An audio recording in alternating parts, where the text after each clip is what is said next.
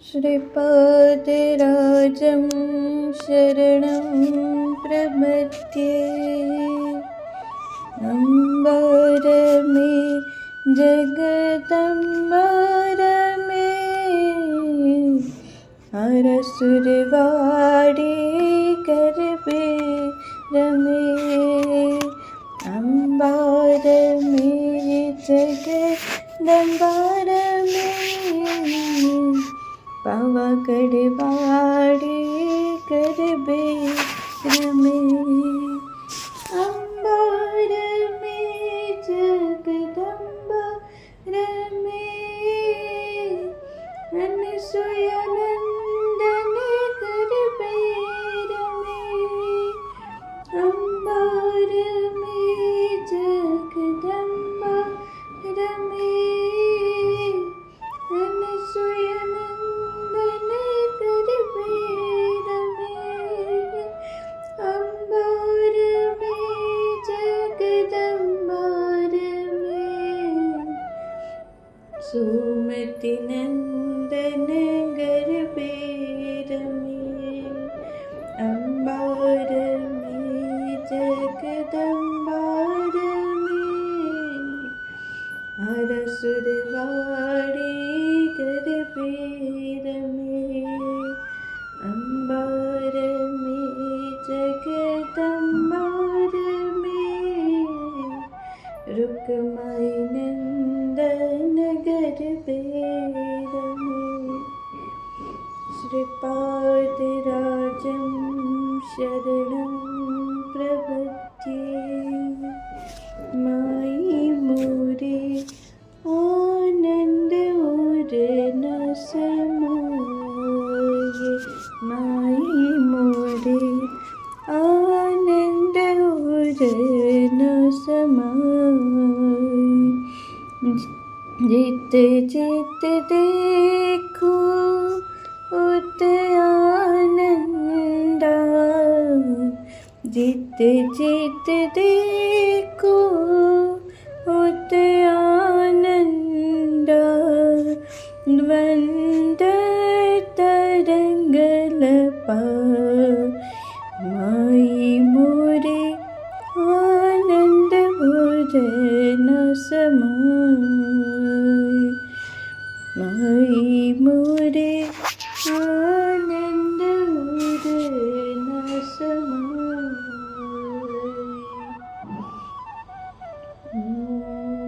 जगदम्बा मात की जय। माँ सरस्वती मात की जय। माँ महालक्ष्मी मात की जय। 10 महाविद्याओની જય। અધ્યાય 31 10 મહાવિદ્યાઓનું વર્ણન અને તેની ફળશ્રુતિ છે કે તેનાથી 10 મહાવિદ્યાઓ અને ઐશ્વર્યની પ્રાપ્તિ થાય છે। અમે રોજ સાંજે શ્રીપાદ પ્રભુની આજ્ઞાથી કૃષ્ણા નદીના કિનારે આવી અહીં જ વાસવ્ય કરતા। સવાર થતાં જ સ્નાન સંધ્યાથી પરવારી શ્રીપાદ પ્રભુના સાનિધ્યમાં જતા। આ પ્રકારના અલભ્ય સત્સંગમાં શ્રીપાદ પ્રભુનું પ્રસાદી રૂપી દર્શન થતું, નિત્ય નૂતન યોગાનુભવ થતા અને દિવ્ય રહસ્યોનું ઉદ્ઘાટન થતું। દેવી તત્વની ઉપાસના 10 મહાવિદ્યા રૂપે જ થાય છે તેમ અમે સાંભળ્યું હતું। આ 10 મહાવિદ્યાઓની સંપૂર્ણ માહિતી આપવા શ્રીચરણે નમ્ર પ્રાર્થના કરી। શ્રીપાદ પ્રભુએ કહ્યું, શંકર ભટ્ટ, શ્રી વિદ્યાની ઉપાસના અત્યંત શ્રેષ્ઠ છે। પુરાતન કાળમાં હયગ્રીવ એટલે વિષ્ણુ અવતારની કૃપાથી અગસ્ત્ય ઋષિને શ્રી વિદ્યાનું જ્ઞાન થયું। તેમણે આ વિદ્યા પોતાની પત્ની લોપામુદ્રાને આપી। લોપામુદ્રા દેવીએ આ વિદ્યાનો સઘન અભ્યાસ કરી તેનો ગૂઢાર્થ રહસ્ય અગસ્ત્ય ઋષિને કહ્યો। આ રીતે તેઓ પરસ્પર એકબીજાના ગુરુ થયા। લોપામુદ્રા અને અગસ્ત્ય ઋષિનું ચરિત્ર।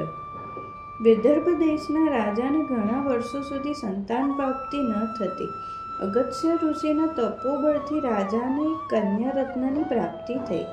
તે કન્યાનું નામ લોપામુદ્રા રાખવામાં આવ્યું। લોપામુદ્રા મધ્યાંત કાળાંતરે ઉપવર થઈ। ત્યારે અગસ્ત્ય ઋષિએ લગ્ન માટે કન્યાની માંગણી કરી. વર અને વધુની વચ્ચે ઉંમરનો ખાસો તફાવત જોતા રાજા વિચારમાં પડ્યા.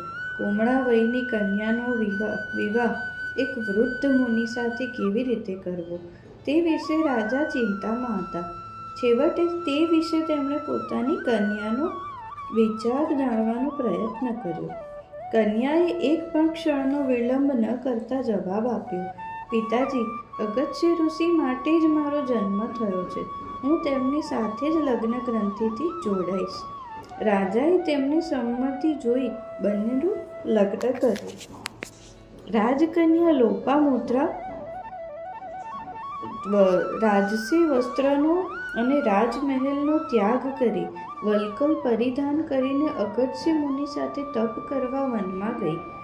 કાળાંતરે અગસ્ત્ય ઋષિએ લોપામુદ્રા સાથે શાસ્ત્ર વિહિત શરીર સંગ કરવા ઈચ્છા વ્યક્ત કરી. લોપામુદ્રાએ જવાબ આપ્યો, નાથ, હું લલિતા દેવી સ્વરૂપની ઉપાસના કરીને લલિતા સ્વરૂપ જ થઈ છું. આપ પણ શિવોપાસના કરી શિવ સ્વરૂપ થશો, પછી તમારી ઈચ્છા પૂર્ણ કરી શકીશ. અગસ્ત્ય ઋષિએ ઘોર તપસ્યા કરી શિવ સ્વરૂપ પ્રાપ્ત કર્યું. તે પછી ઋષિએ લોપામુદ્રા પાસે પોતાની ઈચ્છા દોહરાવી. લોપામુદ્રાએ કહ્યું કે હે નાથ, મેં એક રાજસી કુટુંબમાં જન્મ લીધો છે. આથી ક્ષત્રિયને શોભે તે રીતે ધન, આભૂષણો, રેશમી વસ્ત્રો, સુગંધિત દ્રવ્યો અને ઇતર ઉપભોગ વસ્તુઓ વગર મારાથી સંગ કરવો યોગ્ય નથી. આથી આ સર્વ વસ્તુઓ તમે એકઠી કરો, તેમજ તમારા માટે રેશમી કિંમતી વસ્ત્રો લાવો.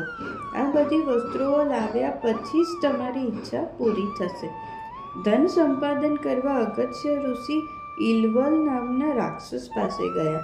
તેમને પોતાની માયા વડે પોતાનો બનાવી તેની પાસેથી ધન, દાગીના, વસ્ત્રો, આભૂષણો વગેરે મેળવી અગસ્ત્ય ઋષિએ પોતાના તપોબળથી સમગ્ર સમુદ્રને પોતાના કમંડળમાં ભરી લીધો હતો અને તેને પી ગયા હતા. અગસ્ત્ય ઋષિએ વિંધ્ય પર્વતનું ગર્વનું હરણ કર્યું હતું. દક્ષિણ ભારતમાં હજુ પણ અગસ્ત્ય ઋષિને એક મહાન સિદ્ધ પુરુષ માનવામાં આવે છે. ઘણે સ્થળે તેમના મંદિર પણ આવેલા છે. શ્રીપાદ પ્રભુએ કહ્યું, હું જ્યારે કલ્કી અવતાર લઈશ ત્યારે પરશુરામની જેમ જ તેમને ગુરુ સ્થાન આપીશ. 10 મહાવિદ્યા. શ્રીપાદ પ્રભુએ કહ્યું કે કાલી આ 10 મહાવિદ્યાનું પ્રથમ રૂપ છે. મહાકાલી આ સમગ્ર વિદ્યાની આદિ દેવતા છે. તેની વિદ્યામય વિભૂતિને જ મહાવિદ્યા કહે છે. એક સમયે હિમાલયમાં માતંગ ઋષિના આશ્રમે સર્વ દેવતાઓએ મહામાયાની સ્તુતિ કરી. તે સમયે અંબિકાએ મતંગ વનિતા સ્વરૂપમાં દર્શન આપ્યા, જેનો વર્ણ કાજળ જેવો શ્યામ હોવાથી તેમનું નામ કાલિકા પડ્યું. તેણે શુંભ નિશુંભ રાક્ષસનો વધ કર્યો. તેનો વર્ણ કાળાશ પડતા આકાશી નીલ રંગનો હોવાથી તેમનું નામ તારા પણ છે. કોઈ પણ સંકલ્પ અથવા ફળીભૂત ન થયેલી યોગ સાધના અલ્પકાળમાં ધ્યેય પૂર્તિ તરફ પહોંચે તે માટે કાળી માતાની ઉપાસના કરવામાં આવે છે. આ સાધના કાળ દરમિયાન કાલી માતાના સાધકોને શરીરનો અત્યંત દાહ થાય છે. તે દાહને સાધકે સહન કરવો પડે છે. આ સાધના કાળ દરમિયાન કાલી માતાની ઉપાસના કરવામાં આવે છે. 10 મહાવિદ્યાઓનું બીજું સ્વરૂપ તે તારા દેવીનું છે. આ માતા મોક્ષદાયિની અને સર્વ પ્રકારના દુઃખોમાંથી તારનારી હોવાથી જ તે તારા નામથી વિખ્યાત થઈ. તેમનું બીજું નામ નીલ સરસ્વતી પણ છે.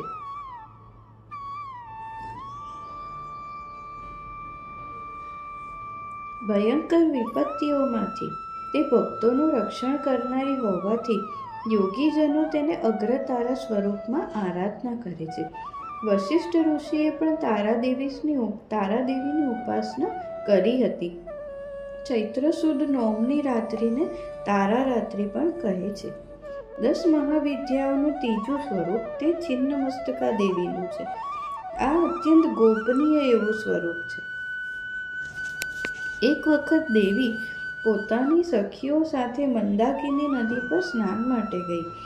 તેમના દ્વારપાળોએ ભોજન વિશે પૂછતા તેણે તલવાર વડે પોતાનો શિર છેદ કર્યો.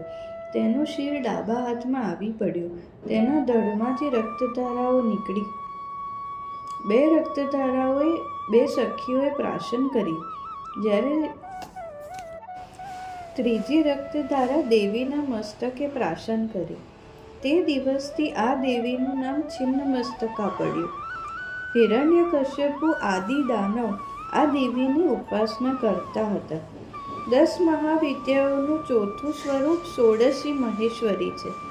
આ દેવીનું અંતઃકરણ માખણ જેવું મુલાયમ હોય તે અત્યંત દયાવાન છે.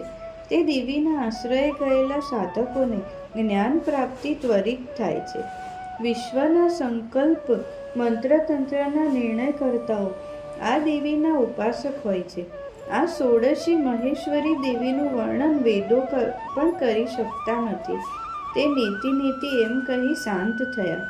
પ્રસન્ન વદના માતા ભક્તોના સકલ મનોરથ પૂર્ણ કરે છે. આ દેવીની ઉપાસનાથી ભોગ અને મોક્ષ બંનેની પ્રાપ્તિ થાય છે. 10 મહાવિદ્યાઓ પૈકી 5મું સ્વરૂપ ભુવનેશ્વરી દેવીનું છે. ગુજરાતમાં ગોંડલમાં આ દેવીનું મંદિર આવેલું છે. સપ્તકોટી મહામંત્ર આ દેવીના ઉપાસક છે. આ દેવીની કાલી તત્વથી શરૂ કરી કમલા તત્વ સુધીની 10 અવસ્થાઓ હોય છે. તેમનાથી અવ્યક્ત ભુવનેશ્વરી વ્યક્ત થઈ બ્રહ્માંડનું સ્વરૂપ ધારણ કરી શકે છે. પ્રલય કાળે કમળથી એટલે કે વ્યક્ત જગતથી ક્રમે લય પામી કાળી આ મૂળ સ્વરૂપમાં પરિવર્તન પામે છે. માટે આ દેવીને કાળની જન્મદાત્રી પણ કહે છે. 10 મહાવિદ્યાઓ પૈકી 6મું સ્વરૂપ ત્રિપુર ભૈરવીનું છે. મહાકાળને શાંત કરી શકનારા શક્તિ સ્વરૂપને ત્રિપુર ભૈરવી કહે છે. આ ત્રિપુર ભૈરવી નરસિંહ ભગવાનની ગંગા લહેરી કાવ્ય લખનાર કવિ જગન્નાથ પંડિતને હેરાન કરવા તેમના વિરોધીઓએ છિન્નમસ્તકા દેવીના સાધક દ્વારા પ્રયત્ન કર્યો હતો, પરંતુ જગન્નાથ પંડિતને કોઈ હાનિ પહોંચી ન હતી. મોગલ બાદશાહ અકબર સમયની આ વાત છે. અભિન્ન શક્તિ છે તેમ શાસ્ત્રમાં તેમનું વર્ણન છે. સૃષ્ટિમાં પરિવર્તનની પ્રક્રિયા હંમેશા ચાલુ જ હોય છે. આ પ્રક્રિયામાં આકર્ષણ અને અપાકર્ષણ આ 2 મૂળ કારણ સ્વરૂપ હોય છે. આ પ્રત્યેક ક્ષણે થનારી પ્રક્રિયા છે. આ ત્રિપુર ભૈરવીની રાત્રિનું નામ કાળરાત્રિ અને ભૈરવનું નામ કાળભૈરવ છે. આ બંનેના સંયુક્ત રૂપથી જ મારો આગામી ઋષિ સરસ્વતી અવતાર થવાનું છે. આ અવતાર મહાયોગીઓ માટે ત્રિપુર ભૈરવ અને કાળભૈરવ અવતાર માનવામાં આવશે. 10 મહાવિદ્યાઓ પૈકી 7મું રૂપ ધૂમ્રાવતી દેવીનું છે. આ ધૂમ્રાવતી એ ઉગ્ર તારા જ છે. આ દેવીને શરણે જનાર સાધકોના સકળ સંકટો નષ્ટ થઈ તેમની કૃપાથી સમગ્ર સંપત્તિ પ્રાપ્ત થાય છે. 10 મહાવિદ્યાઓ પૈકી 8મું સ્વરૂપ બગલામુખી દેવીનું છે. એ ઐહિક પારલૌકિક દેશ સમાજના અનિષ્ટ નિવારણ માટે તેમજ શત્રુના નાશ માટે આ દેવીની ઉપાસના કરવામાં આવે છે. વિષ્ણુ ભગવાન પરશુરામ એ આ દેવીના ભક્ત હતા. શ્રી તિરુમલા ક્ષેત્રના શ્રી વેંકટેશ ભગવાને આ દેવીની માતા સ્વરૂપે આરાધના કરી હતી. 10 મહાવિદ્યાઓ પૈકી 9મું સ્વરૂપ માતંગી માતાનું છે. મનુષ્યના ગૃહસ્થ જીવનને સુખી કરી પુરુષાર્થ સિદ્ધ કરવા માટે શક્તિ માતંગી માતા આપે છે. આ દેવીને માતંગ ઋષિની કન્યા પણ માનવામાં આવે છે. 10 મહાવિદ્યાઓ પૈકી 10મું સ્વરૂપ કમલાલય માતાનું છે. આ દેવી સુખ સમૃદ્ધિ પ્રદાન કરનાર દેવતા છે. ભાર્ગવ મુનિએ આ માતાની આરાધના કરી હતી, તેથી તે ભાર્ગવી નામથી પણ પ્રખ્યાત છે. આ દેવીની કૃપાથી પૃથ્વીનું પતિત્વ તેમજ પુરુષોત્તમત્વ આ બંનેનો લાભ થાય છે. આ જ દેવી શ્રી વેંકટેશ્વર ભગવાન સાથે પદ્માવતી સ્વરૂપે તિરુમલા ક્ષેત્રમાં હોય છે. શ્રીપાદ પ્રભુએ વધુમાં કહ્યું, 10 મહાવિદ્યા સ્વરૂપિણી અનઘાદેવી અને તેમના પ્રભુ અનઘ એટલે સાક્ષાત ભગવાન દત્તાત્રેયની અર્ચના કરતા અષ્ટસિદ્ધિની પ્રાપ્તિ થાય છે. પ્રત્યેક મહિનાની વદ આઠમના રોજ અનઘાલક્ષ્મી માનીને અનઘા માતાની પૂજા અર્ચના કરવી. આ પ્રમાણે આરાધના કરવાથી સર્વ મનોકામના પૂર્ણ થાય છે. શ્રીપાદ પ્રભુએ કહ્યું કે હે શંકર ભટ્ટ, તે રચેલા શ્રીપાદ શ્રી વલ્લભ ચરિત્રામૃતનું પારાયણ કરી તે પછી આવતી શુક્ર કે કૃષ્ણ આઠમના રોજ અનઘાલક્ષ્મીનું વ્રત કરી 11 ગૃહસ્થોને ભોજન આપવું તથા તેમના માટે પૂરતું સીધાનું દાન કરવું. આ પ્રકારના પારાયણથી અને અન્નદાનથી ફળ પ્રાપ્તિ નિશ્ચિત થાય છે. ચરિત્રામૃતનો પારાયણ મહિમા. શ્રીપાદ પ્રભુએ વધુમાં કહ્યું, શ્રી ચરિત્રામૃત આ કેવળ ગ્રંથ છે તેમ માનવું નહીં. આ એક સજીવ મહાચૈતન્યનો પ્રવાહ છે. જ્યારે આ ગ્રંથનું પારાયણ કરો છો ત્યારે તેના પ્રત્યેક અક્ષરની શક્તિ તમારા ચૈતન્યમાં પ્રવાહિત થાય છે. તમારી જાણ બહાર તમારી સાથે ભાવનાથી સંબંધમાં જોડાય છે. તેથી તમારી ધર્માનુરૂપ સર્વ ઈચ્છા મારી કૃપાથી પૂર્ણ થાય છે. આ ગ્રંથરાજને તમારા પૂજાગૃહમાં ફક્ત મૂકવાથી પણ તેના શુભ સ્પંદનો નીકળતા રહે છે. આ સ્પંદનો દુષ્ટ શક્તિને દુર્દૈવને લાવતી શક્તિઓને નસાડી મૂકે છે. શ્રીપાદ શ્રી વલ્લભ ચરિત્રામૃતની જાણતા કે અજાણતા નિંદા કરવાથી નિંદા કરનાર વ્યક્તિનું પૂર્વ પુણ્યફળ ધર્મદેવતા લઈ લે છે અને યોગ્ય એવા જીવને પહોંચાડી આપે છે. આ રીતે શ્રદ્ધાવંત ગરીબ ભક્ત ભાગ્યવંત થાય છે અને અશ્રદ્ધાવાન વ્યક્તિ ગરીબ થાય છે. આ ગ્રંથ અક્ષરઃ સત્ય છે, માટે આ ગ્રંથ જ સ્વતઃ પ્રમાણ છે. જિજ્ઞાસુ લોકો તેની પરીક્ષા લઈ શકે છે. મનમાં કોઈ પણ મનોકામના રાખી ગ્રંથનું પારાયણ કરીએ તો પણ ચાલે. પોતાનું જીવન શુદ્ધ કરવા માટે અત્યંત શ્રદ્ધા ભક્તિથી આ ગ્રંથનું પઠન કરવું. શ્રીપાદરાજં શરણં પ્રપદ્યે. શ્રીપાદ શ્રી વલ્લભ પ્રભુનું જય જયકાર હો. અધ્યાય 31 સમાપ્ત.